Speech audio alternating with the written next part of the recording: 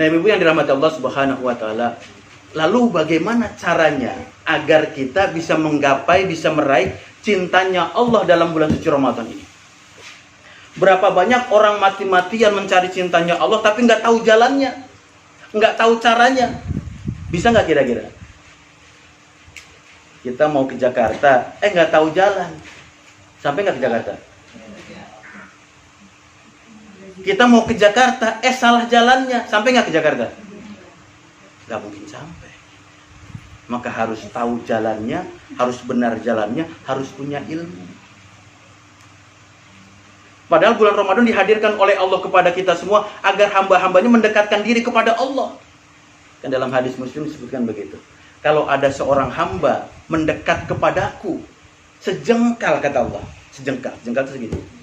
Maka kata Allah, aku akan dekati dia siapa? Sehasta. Sehasta itu kira-kira selengan beginilah. Jadi kalau kita sejengkal, Allah selengan. Kalau ada hamba-hambaku mendekatkan diri kepadaku sehasta, maka kata Allah, aku akan dekati dia sedepa. Sedepa itu kira-kira langkahan orang dewasa, lebih panjang lagi.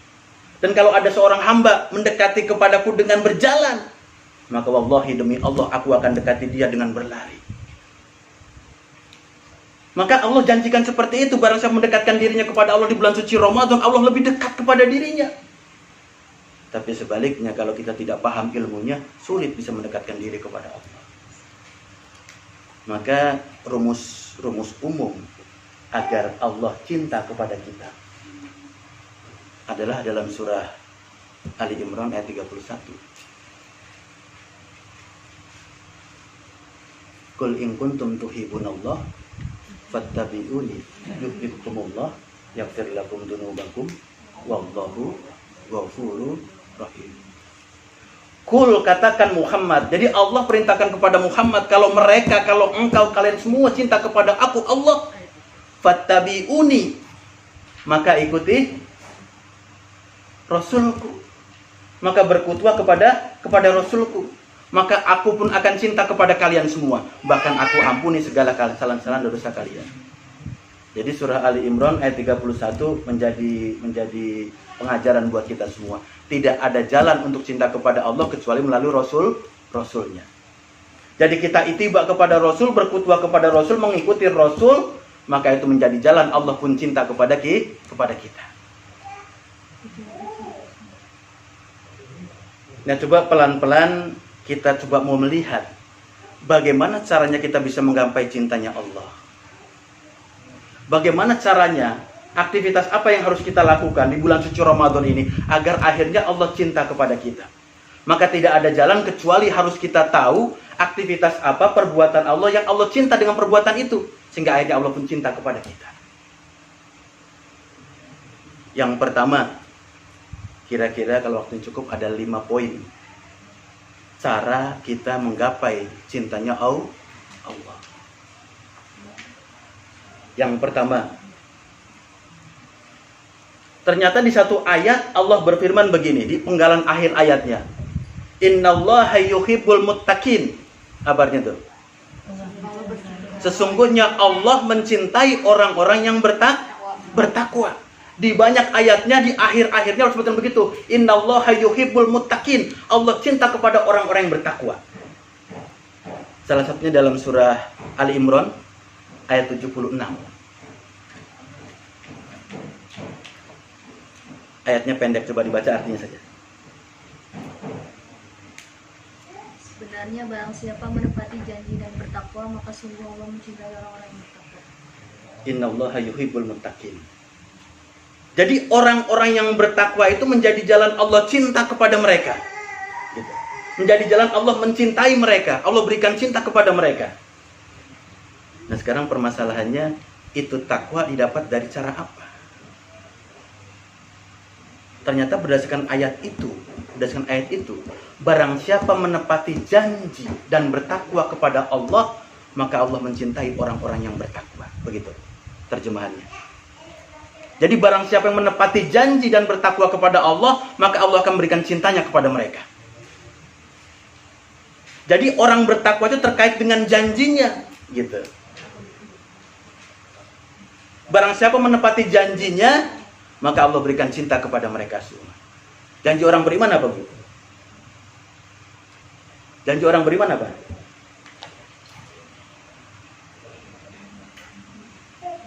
Tadi itu kalimat tadi. Asyhadu an la ilaha illallah wa asyhadu anna Muhammadar Rasulullah. Itu janji kita kepada Allah dan Rasulnya. Barang siapa menepati janjinya dan bertakwa kepada Allah, maka Allah berikan cinta kepada mereka. Perhatikan. Terjemahannya begitu bunyinya. Jadi barang siapa menepati janji dan bertakwa. Kenapa menepati janji dulu baru bisa bertakwa? Karena mustahil orang bisa bertakwa kalau tidak menepati janji. Bisa dipahami? Mengikrarkan dulu kalimat la ilaha illallah Muhammadar Rasulullah, baru setelah itu dia bisa menjalankan ketaatan kepada Allah. Dia bisa bertakwa kepada Allah. Tanpa itu mustahil. Maka langkah pertamanya ingat janji kita kepada Allah. Dan janji itu tidak lain, asyhadu an la ilaha illallah wa asyhadu anna Muhammadar Rasulullah.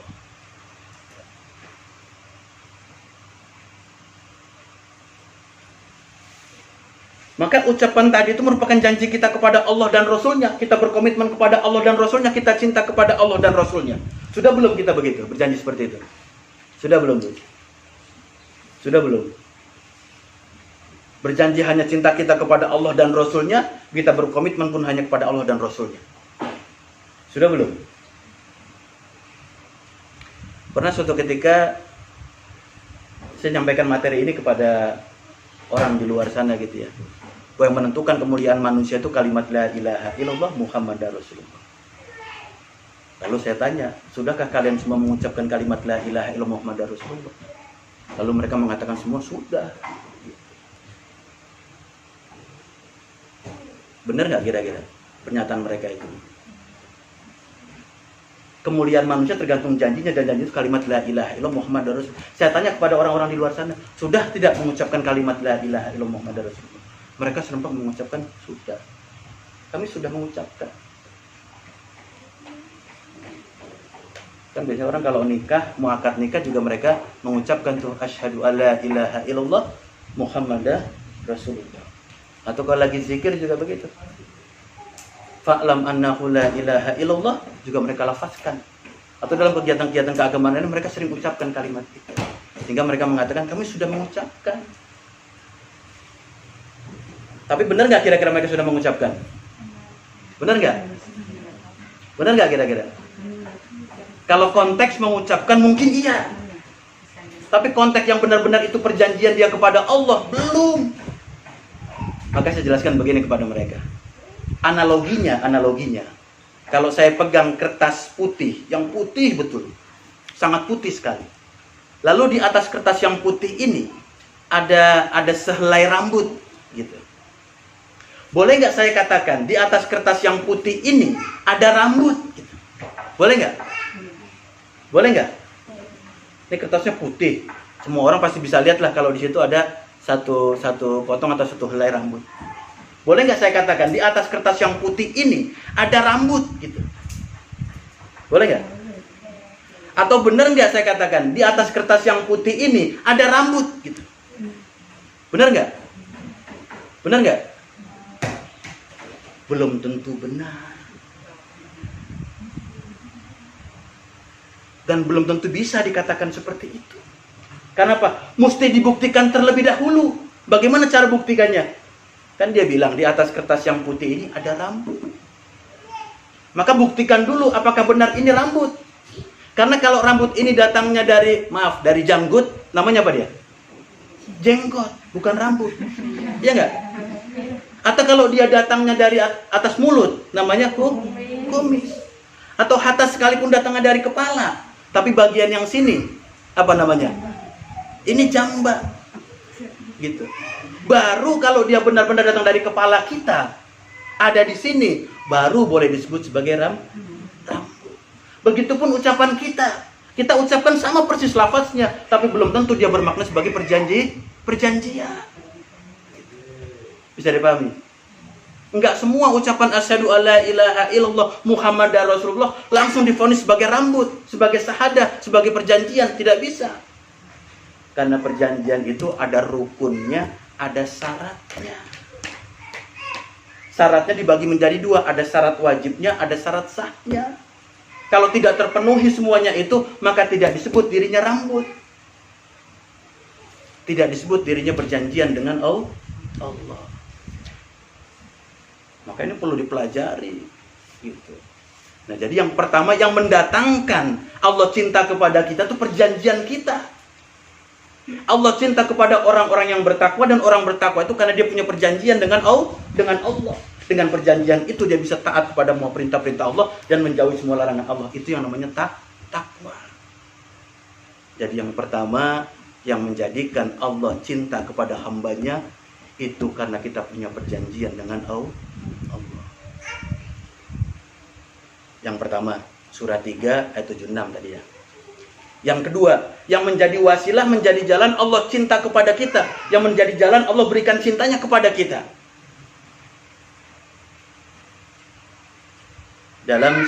Masih dalam surah Ali Imran.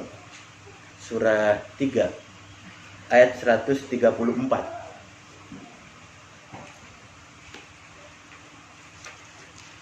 Yunfikuna fis sarra'i wad dharra wa qadhimina ghaidha wa afina 'anil nas wallahu yuhibbul muhsinin. Muhsinin dari kata-kata ihsan, ahsan. Artinya apa? Orang-orang senantiasa berbuat kebaikan. Orang yang senantiasa berbuat amal soleh. Orang senantiasa beramal-amal yang baik. Allah cinta kepada orang-orang yang muhsin atau muhsinin. Ya, jadi kalau kita bisa mendawamkan kebaikan-kebaikan, ketaatan kepada Allah, amal-amal soleh, kebajikan, maka menjadikan jalan Allah berikan cintanya kepada kita. Ini bukan cinta manusia loh, ini bukan cinta teman kita, bukan atasan kita, cinta Allah kepada kita. Yang andai kata ini cinta ditimpakan kepada dunia, maka hancur dunia. Saking besarnya kedudukan cinta Allah. Nah, dengan jalan tadi pertama kita punya perjanjian, yang kedua beramal-amal yang baik, menjadikan Allah berikan cintanya kepada kita semua. Siapa sih orang-orang yang muhsin itu atau muhsinin itu? Siapa kira-kira dia? Jadi ayat itu dijelaskan begitu. Ada berapa kriteria yang paling tinggi yang di atas. Yunfikuna fis sarra'i wad dharra, ini kedudukan paling tinggi. Lalu menahan amarah, memberikan maaf, dan seterusnya. Ini perbuatan-perbuatan baik, perbuatan-perbuatan ahsan, perbuatan orang-orang muhsinin. Dan yang paling tinggi itu tadi, yunfikuna fis sarra'i wad dharra. Menginfakkan hartanya, kekayaannya, rizkinya di jalan Allah dalam keadaan lapang maupun sempit.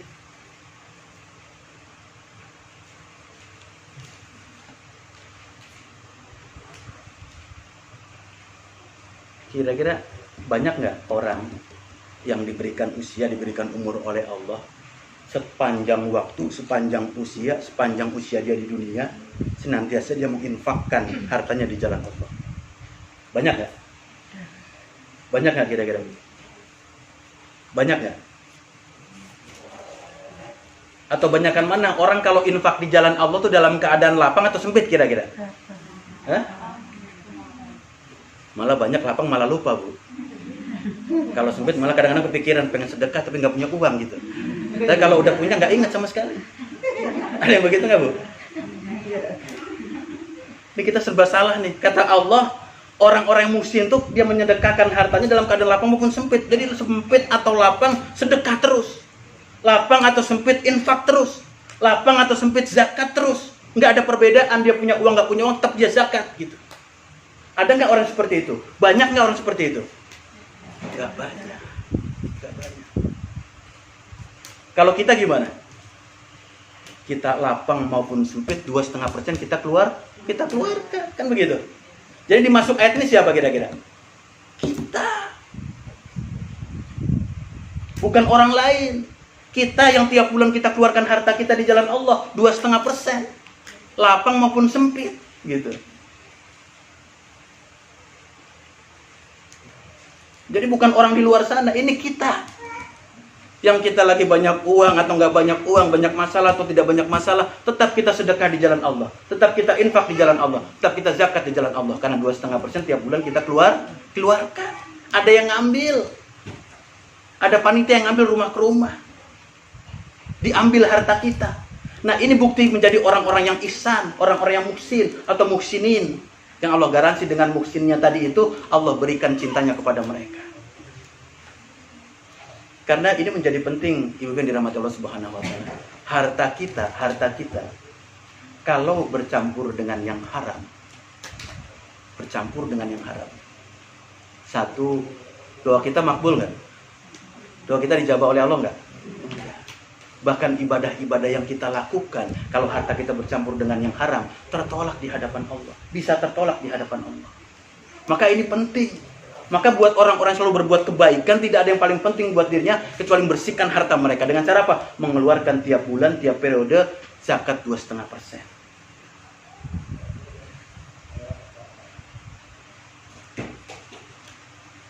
Karena sadar nggak kalau kita diberikan rezeki oleh Allah? Suami kita kerja di pabrik, gajinya bulanan, kerja 29 hari, terus 30 hari gajian, dapat uang tuh. Itu uang halal atau haram? Halal atau haram?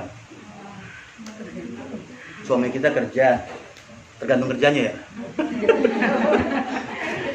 Dia kerja di pabrik deh, kerja beneran. Kerja di pabrik sebulan, 30 hari udah kerja, dapat tuh gaji di amplop.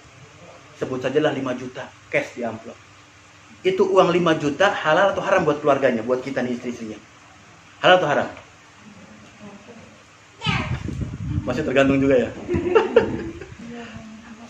Halal atau haram kira-kira Bu? Halal buat kita. Suami kita kerja beneran 30 hari dapat gaji 1 amplop isi 5 juta, itu halal buat kita. Tapi andai kata dari uang 5 juta tadi itu tidak dikeluarkan 2,5%-nya, harta itu jadi halal atau haram? Haram. Bercampur dengan yang haram. Gitu. Bisa dipahami ya? Udah kerja mati-matian, cuman gara-gara nggak dikeluarkan zakatnya menjadi jadi haram. Maka ini introspeksi buat kita. Kalau andai kata kita hidup nih, sering berdoa kepada Allah, nggak diijabah oleh Allah, cek harta-harta kita. Jangan-jangan masih bercampur dengan yang haram.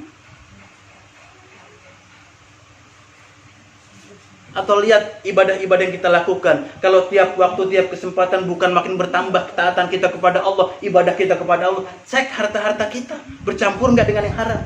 Karena yang haram itu menghalangi kita dekat dengan Allah. Karena Allah yang maha suci, hanya dekat yang suci-suci saja, yang bersih-bersih saja. Nah, kalau kita masih kotor harta-harta kita, bisa jadi itu menghalangi kita taat kepada Allah. Jadi yang kedua, jalan Allah berikan cinta kepada hambanya, hamba-hamba yang senantiasa mengedepankan yunfikuna fis sarra'i wad dharra, menginfakkan hartanya dalam keadaan lapang maupun sempit.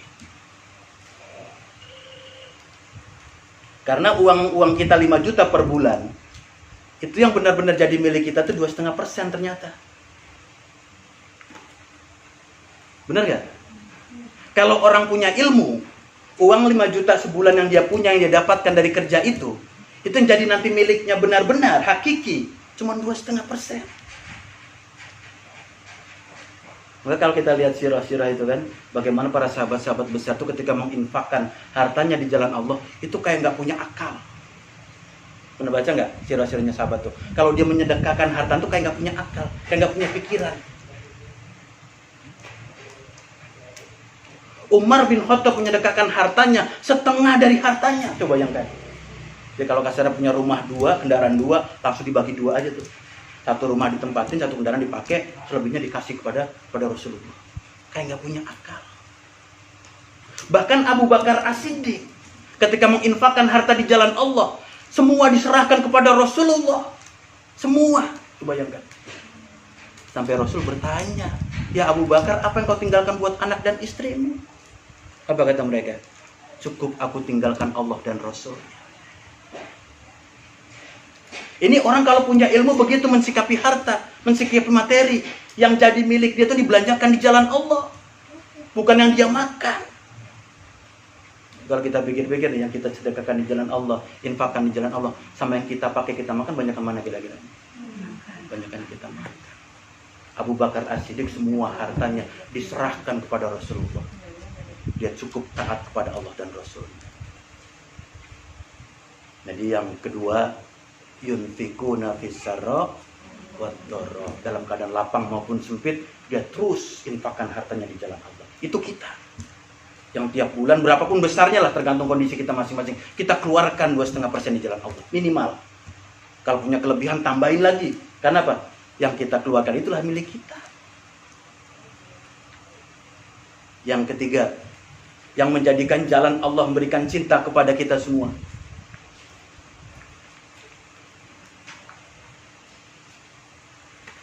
Ternyata dengan sifat sabarnya kita, kesabaran kita dalam perjuangan, maka menjadikan jalan Allah berikan cinta kepada kita semua. Wa ka'ayyin min nabiyyin qatala ma'ahu ribbiyun katsir wa ma wahanu lima asabahu fi sabilillah wa ma dha'ufu wa mastakanu wallahu yuhibbus sabirin. Surah 3 ayat 146. Perhatikan. Di akhir ayatnya aku katakan Allah cinta kepada orang-orang yang sabar. Yuhibbus sabirin. Allah mencintai orang-orang yang sabar.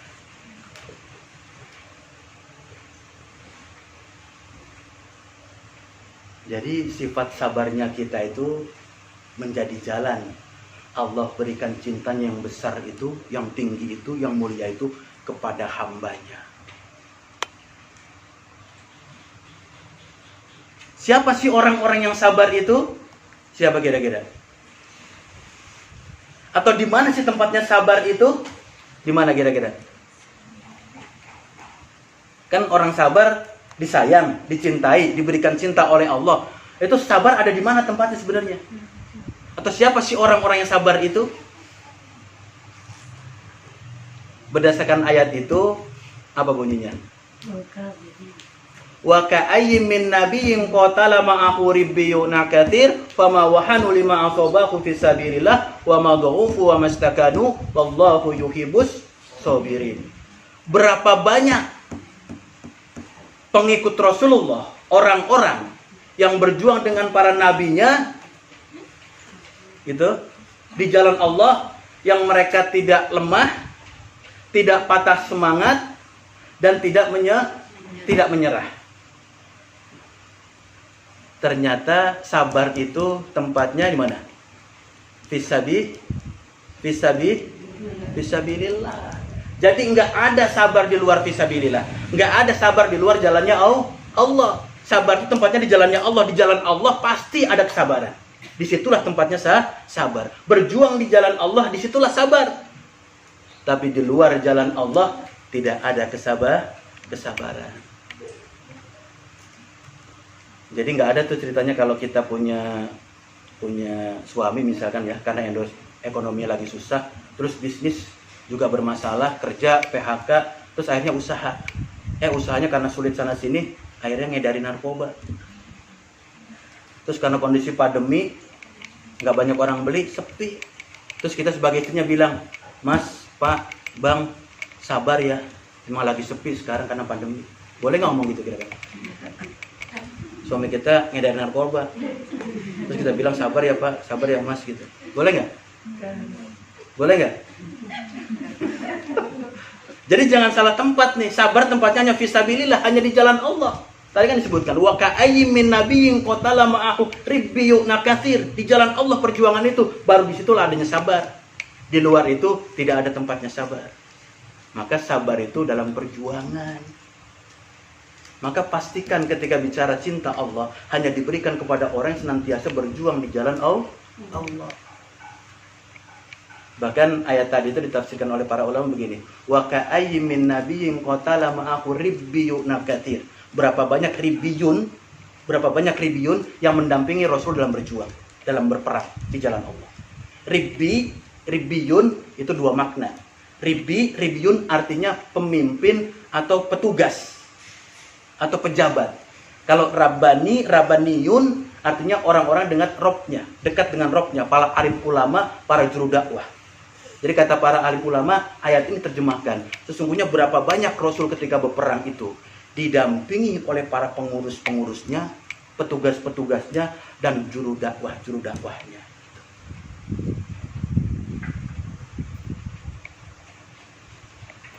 Jadi begitulah perjuangan. Begitulah perjuangan. Perjuangan itu berat, tapi disitulah sumber kemuliaan buat kita. Karena menjadi jalan Allah berikan cinta kepada kita. Di ayat itu menarik dikatakan, wa ka'ayyin min nabiyyin qatala ma'ahu ribbiyuna katsir fama wahanu lima asabahu fi sabilillah wa ma dha'ufu wa mastakanu wallahu yuhibbus sabirin. Jangan lemah, jangan patah semangat, jangan menyerah. Ini proses orang menjadi futur, menjadi mundur ke belakang, menjadi lemah dalam perjuangan. Itu tahapannya begitu. Pertama lemah dulu. Lemah merasa dia rendah dibandingkan orang lain, dia kurang, dia sedikit, menjadi dirinya lemah, lalu semangatnya hilang, semangatnya drop, lalu dia menyerah. Gitu. Ini tahapan orang yang futur. Jadi lemah dulu, patah semangat, lalu menyerah. Dengan perjuangan bersama Rasulullah dengan semua strukturnya, maka kita diajarkan untuk bersabar, dihilangkan kelemahan, patah semangat, dan menyerah kepada musuh. Karena begitulah perjuangan. Karena hidup ini sejatinya adalah perjuangan. Benar nggak? Hidup ini sejatinya perjuangan. Jangan ngelihat keluarga dulu deh. Jangan lihat anak, istri, suami. Jangan lihat itu dulu. Atau jangan lihat lebih luas lagi, RT, RW, kelurahan, negara. Nggak usah. Lihat diri kita sajalah. Ternyata kita pun secara pribadi, secara individu telah diperintahkan oleh Allah untuk terus berjuang. Fahalhamaha fujuraha wa taqwaha qad aflaha man zakkaha. Tiap manusia telah diilhamkan oleh Allah jiwa fujur dan jiwa takwa. Dan beruntunglah orang-orang yang senantiasa berjuang memenangkan jiwa takwanya. Jadi kita secara pribadi ini terus berjuang. Diberikan dua kecenderungan nih, maksiat sama taat. Maksiatnya dikalahin, dimenangkan takwanya dan taatnya. Itulah perintah Allah kepada kita semua. Jadi berjuang itu merupakan keharusan buat kita secara pribadi atau kita secara berjamaah. Nah, sabarnya kita dalam perjuangan menjadi jalan Allah berikan cintanya kepada kita. Udah berapa tadi tuh? 1, 2, 3. Yang keempat, wasilah apalagi, jalan apalagi yang menjadikan Allah berikan cinta yang besar dan mulia itu kepada hambanya. Ternyata kalau orang benar-benar memasrahkan segala urusannya kepada Allah, dia bertawakal kepada Allah, maka Allah cinta kepada orang-orang yang bertawakal. Gitu. Fa idza azamta fatawakkal 'ala Allah. Apa? Wallahu yuhibbul mutawakkilin. Kalau engkau telah membulatkan pekerjaan, maka bertawakallah kepada Allah. Sungguh Allah mencintai orang-orang yang bertawakal. Coba lihat dalam surah, masih dalam surah Ali Imran, surah 3, ayat 159.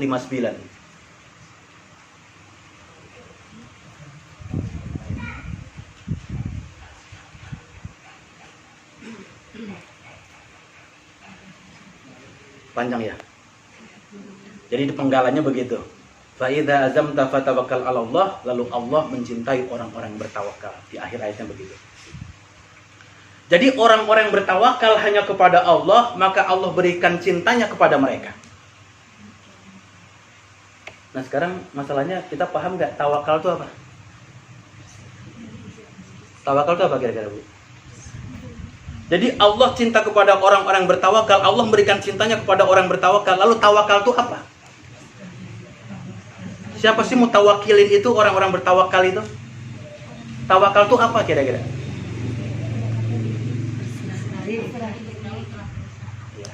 Kira-kira terjemahan atau definisi singkatnya, berserah diri kepada Allah atau memasrahkan segala urusannya kepada Allah. Jadi makin tinggi tingkat tawakal kita, makin besar cinta Allah kepada kita. Makin besar pasrah kita kepada Allah, makin besar juga cinta Allah kepada kita. Nah, sekarang masalahnya, sudahkah kita tawakal kepada Allah? Sudah nggak segala urusan kita ini di dunia kita pasrahkan kepada Allah? Sudah belum? Sudah belum kita pasrahkan semua urusan kita kepada Allah? Padahal orang-orang bertawakal itu memasrahkan dirinya hanya kepada Allah. Allah punya aturan-aturan, Allah punya hukum-hukum, mau pasrah tunduk diatur oleh Allah. Kalau Allah punya 100 aturan, dia mau tunduk diatur dengan 100 aturan Allah. Itu namanya tawakal. Mau tunduk, taat, diatur oleh aturan Allah. Pasrah kepada Allah 100%. Nah, kita udah begitu belum kira-kira? Sudah benar-benar pasrah, bongkokan nggak kita urusan kita kepada Allah? Kita serahkan kepada Allah. Kita delegasikan kepada Allah. Kita serahkan kepada Allah, totalitas. Sudah belum?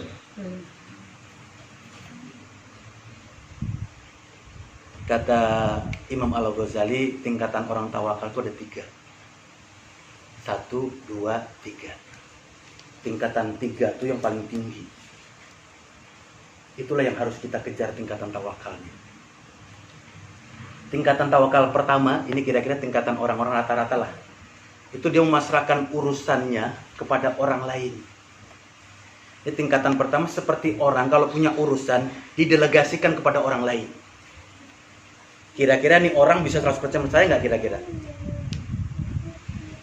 Contohnya begini misalkan, kita diundang oleh teman kita karena anaknya nikahan. Terus kita nggak bisa datang. Tadinya mau datang, cuman bentrok waktunya, ada urusan yang penting, nggak bisa datang. Terus kita siapin amplop aja tuh. Karena teman dekat, kita amplopin 1 juta. Kita tutup tuh amplop kita. Karena nggak bisa datang, kita pasrahkan kepada orang lain. Tolong karena saya nggak bisa datang, ini amplop, serahin ke si fulan. Bilang saya nggak bisa datang. Kira-kira kita pasrah 100% nggak sama orang itu? Ini orang lain nih. Mungkin teman, mungkin tetangga, dia bisa datang, kita titipin amplop kita. Kita 100% percaya nggak sama dia? Percaya nggak kira-kira? Percaya nggak kira-kira? Orang lain, tetangga kita lah mungkin, kiri kanan, titipin amplopnya. 1 juta lagi. Mungkin perasaan kita nggak 100% percaya. Karena dia orang lain. Bisa jadi ada kemungkinan mungkin 10%, 20% itu nggak sampai kepada yang dituju. Karena kita delegasikan urusan kita kepada orang lain. Itu tingkat tawakal yang pertama, yang rendah, yang kira-kira rata-rata kita lah. Kalau kita masrahkan urusan kita kepada Allah, belum 100% gitu. Belum semua urusan kita pasrahkan kepada Allah, masih ada tuh 20%, 10% yang kita nggak pasrahkan kepada Allah. Gitu. Tingkatan yang kedua, kalau ada orang punya urusan lalu nggak bisa dia kerjakan, didelegasikan kepada orang lain, dan orang lain itu adalah ibu kandungnya sendiri. Gitu. Kalau kasus tadi mau kondangan nggak bisa datang, ibunya bisa datang, titip ke ibunya tuh 1 juta. Percaya nggak kira-kira? 100% nggak kira-kira? Mungkin nggak dibuka lagi tuh amplop, tarik 100. Mungkin nggak? Ini 1 juta loh, 10 lembar isinya. Mungkin nggak ditarik satu lembar? Karena ini manusia, tetap ada kemungkinan. Entah mungkin 1%, 2%, tetap ada kemungkinan. Ini tingkat yang di tengah-tengah. Tingkat yang lebih tinggi daripada tingkat yang pertama. Dia hampir pasrahkan 100% kepada Allah, tapi masih ada keraguan sedikit. Nah, tingkat yang paling tinggi itu tawakal kita kepada Allah seperti apa? Seperti jenazah dengan orang yang memandikan jenazahnya. Kalau kita sudah jadi jenazah nih, dibaringkan di dipan atau di kursi atau di meja gitu kan, lalu ada orang yang mengurusi jenazah kita, yang memandikan kita, kita pasrah nggak dimandiin sama dia? Boleh nggak milih kira-kira? Jangan dia lah, gue nggak senang sama dia. Boleh nggak? Boleh nggak? Nggak bisa. Terus kalau udah dimandiin pakai air dingin, boleh nggak kita protes? Emang nggak bisa angetan dikit airnya? Boleh nggak? Jenazah akan 100% pasrah diurus orang yang mengurusi jenazahnya. 100%. Bahkan tidak punya daya upaya lagi, nggak punya kemampuan, bahkan akal pun tidak berjalan lagi. Begitulah orang-orang bertawakal kepada Allah. Dia lemah, dia rendah, Allah yang maha besar. Dia totalitas mau diatur oleh Allah. Totalitas mau urusannya dipasrahkan kepada Allah. Nah, begitulah seharusnya orang-orang yang ingin dicintai oleh Allah. Urusannya dipasrahkan kepada Allah. Mau diatur dengan aturan Allah. Tentu dengan cara dia berikhtiar terlebih dahulu, lalu semua urusan dipasrahkan kepada Allah. Itu yang keempat. Yang kelima terakhir, cara Allah memberikan cintanya kepada kita dengan cara apa? Innallaha yuhibbul ladzina yuqatiluna fis sabilihi shaffan ka'annahum bunyanun. Surah apa tuh? Surah 61, surah As-Saff ayat keberapa? Ayat keempat. 61 ayat keempat. Sesungguhnya Allah mencintai orang-orang yang berjuang di jalannya seperti shaf, dalam barisan gitu. Allah mencintai hamba-hambanya yang berjuang di jalannya seperti shaf, seperti barisan. Laksana apa? Bunyanun, seperti bangunan yang tersusun kokoh dan rapi. Jadi Allah berikan cintanya kepada orang-orang berjuang di jalan Allah, tapi Allah lebih cinta lagi kepada hamba-hamba yang berjuang di jalan Allah yang rapi, yang teratur, yang terkontrol, yang terkomando, nggak berjuang sendiri-sendiri. Kan begitu. Jadi kalau kita coba sedikit jelaskan ayat ini, Allah mencintai hamba-hambanya berjuang di jalan Allah seperti shaf, seperti barisan, laksana bangunan yang tersusun kokoh. Bunyanun. Di hadis disebutkan, bunyanun Islam ala khamsin, sahadatan la ilaha illallah Muhammadar Rasulullah, wa aqimis sholah, wa atuz zakah, wa shaumar ramadan, al hajjul bayyinah. Jadi bangunan Islam itu digambarkan seperti itu. Landasannya 5 pilar. Perjanjian kita kepada Allah, lalu sholat sebagai cerminan jamaah, ya. Jadi janji kita kepada Allah, la ilaha illallah, lalu sholat sebagai cerminan kita berjamaah, lalu zakat sebagai bukti kita komitmen kepada jamaah, lalu saum bukti kita taat kepada Allah, lalu haji sebagai bukti kita ingin menegakkan kalimat Allah. Jadi perjuangan itu seperti itu. Ada strukturnya, ada komandonya, ada yang ngatur, nggak berjuang sendiri-sendiri. Ada yang mengomandoi, ada yang memimpin. Dan disitulah Allah berikan cintanya kepada kita semua. Dan jadi Allah cinta kepada orang yang berjuang di jalan Allah, tapi Allah lebih cinta lagi kepada orang yang berjuang di jalan Allah dengan rapi dan terus komando. Ibu dirahmati Allah Subhanahu wa taala, udah hampir 1,5 jam ya Pak kira saya. Mudah-mudahan Ramadan yang kita hadapi hari ini, kita laksanakan hari ini, walaupun tinggal 1 paruh lagi, tinggal setengah lagi, mudah-mudahan 2 minggu terakhir ini bisa menjadi jalan buat kita semua.